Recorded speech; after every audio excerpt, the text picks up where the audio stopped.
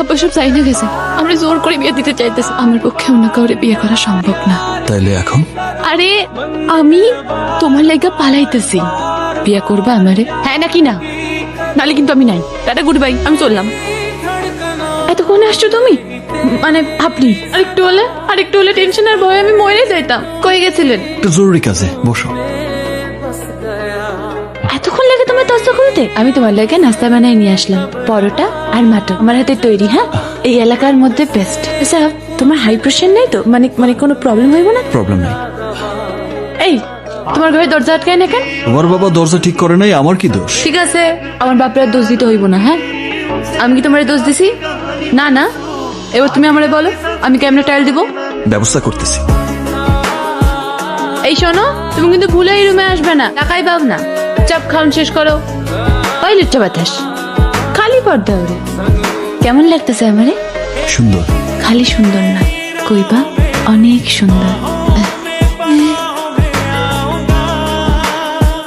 কত বড় সাহস, তুই আমার মুখের উপর তর্ক করিস? তবে মাইয়া, আমি তর্ক করতেছি না আব্বা, তুমি জিদ করতেছো। কতটুকু চিনিস তুই ওই পোলাটারে? যতটুকু চেনার দরকার আমি ওরে ততটুকুই চিনি। আমি ওরে ভালোবাসি আব্বা। বেশরম মাইয়া, ঘর থেকে বাইর হওয়া বন্ধ। আমি 7 দিনের মধ্যে তোর বিয়ার বন্দোবস্ত করতেছি। আব্বা, আমি ওরে ছাড়া কাউরে বিয়ে করতে পারবো না। আব্বা সব চাই না গেছে, আমরা জোর করে বিয়ে দিতে চাইতেছি। পাত্রও ঠিক করে ফেলছে, জানো আব্বা আমার গায়ে হাতও তুলছে। আমার পক্ষে অন্য কাউরে বিয়ে করা সম্ভব না। আমি ব্যাগ গুছাইয়া বাইরে হয়ে আসছি। তাইলে এখন আরে আমি তোমার লাইগা পালাইতেছি, বিয়ে করবা আমারে? হ্যাঁ নাকি না? নালে কিন্তু আমি নাই। টাটা, গুড বাই, আমি চললাম। আমি কিন্তু চলে যাইতেছি। বলো না, বিয়ে করবা আমারে? ওঠো। মুসাম্মদ সোনিয়া, আপনি কি উপস্থিত সাক্ষীগণের সামনে আপনার স্বামী হিসাবে মোহাম্মদ ইব্রাহিমকে আপনার সজ্ঞানে এবং স্বেচ্ছায় কবুল করছেন? আলহামদুলিল্লাহ, কবুল করলাম।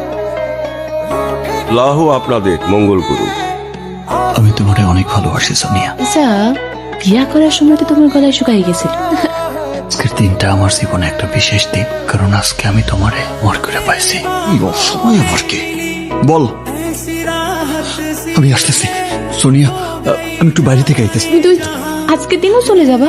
আমি বাইরে থেকে এসে তোমারে সব বলতেছি। পাঠানের কাছে যাওয়ার সঙ্গে সঙ্গে বৃষ্টির মতো গুলি কইরা সব চাষরা কইরা দিতে। তুই করছিস